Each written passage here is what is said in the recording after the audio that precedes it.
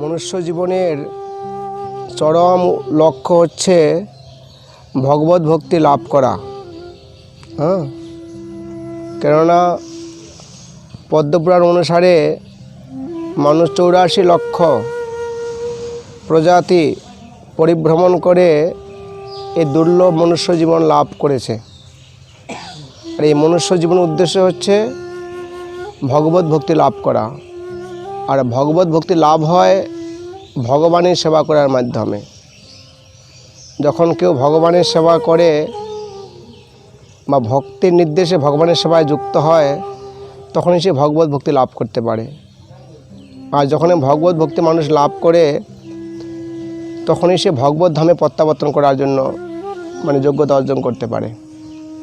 যদি ভগবত ভক্তি লাভ না করে, সে ভগবত ধামে প্রত্যাবর্তন করতে পারে না। আমাদের জীবনের উদ্দেশ্য হচ্ছে ভগবত ভক্তি লাভ করে ভগবত ধামে প্রত্যাবর্তন করা। কারণ এই জড়জগৎ অত্যন্ত ক্লেশদায়ক, দুঃখালয়ম অসারশতম। এখানে দুঃখ আর কেবলই দুঃখ, এখানে জীবের কোনো সুখ নেই। যার জন্যই আর এই জগৎটা শুভ নয়, এটা অশুভ।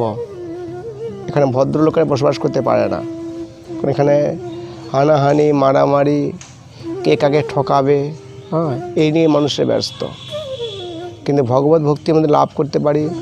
ভগবান শ্রীকৃষ্ণের দিব্য নাম আমরা কীর্তন করি বা জপ করি, তাহলেই আমরা ভগবত ধামে প্রত্যাবর্তন করতে পারি।